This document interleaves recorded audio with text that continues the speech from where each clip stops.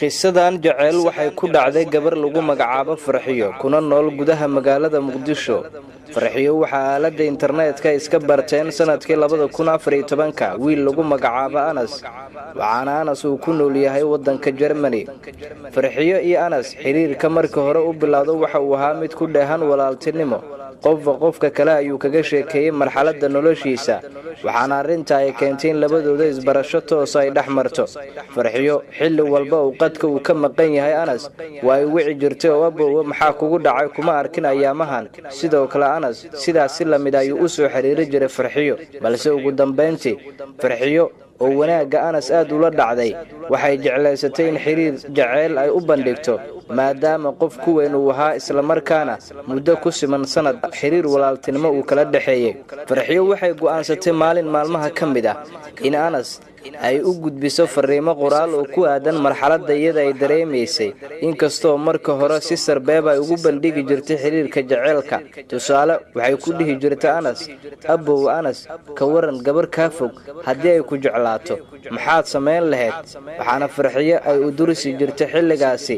jawaabaha ka imaan kara Anas waxa ay noqon karaan Farxiyo ugu dambeyntii waxay go'aansatay maadaama wiilka kaliya ee wanaaga ay ku baratay isla markaana niyadeeda ay raacayso Anas uu noqday isagana xilli uu ka fogaa hadana waqti walba waxay ku wada xiriiri jireen aalada internetka muuqaal ahaan qaabka fiidiyowga ay labadooda ku wada hadli jireen marna codad ay isku duubi jireen marna fariimo ay isweydaarsan jireen labadooda Farxiyo wixii culayska jaceylka uu hayay mudaba waxa ugu dambeyn ay u bandhigtay arinta Anas si uu la wadaago balse Anas ayaa Farxiyo u qabtay muddo ku siman 2 maalin si xiriirka jaceylku kaga soo fikiro waxaana Anas ugu dambeyntii uu ka aqbalay xiriirka jaceylka Farxiyo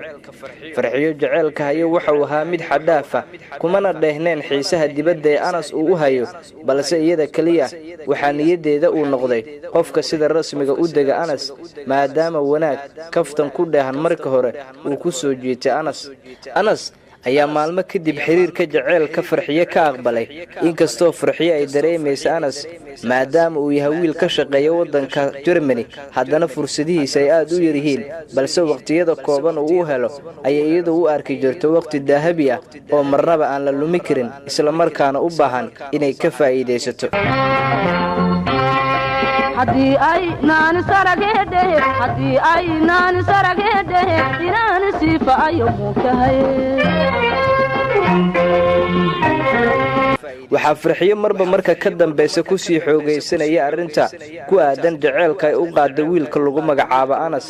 Farxiyo waxay dhiganaysay dugsi sare isla markaana wali qalin jibinta dugsiga sare ma aysan hadafkaasi gaarin balse waxay go'aansatay in waxbarashadeeda ay sii wado inkastoo Anas uu u sheegay in sanadka 2016 inta aan la gaarin ka hor oo 15 dabayaaqadiisa uu imaan doono magaalada Muqdisho ugu dambeyntii Anas waxa uu yimid magaalada Muqdisho inkastoo inta uu soo bixin ka hor Farxiyo uu ku wargeliyay in marka uu yimaado Muqdisho waqti kooban oo fasax badan uu haysto haddana uu ka faa'iideysan doono waqtigaasi haddana uu u diyaar garoobay in uu guursado Farxiyo jaceylka ay u qabtay Anas oo aad u sareeyay wax waliba oo nolosheeda kale uu ku aadanaa way ilowday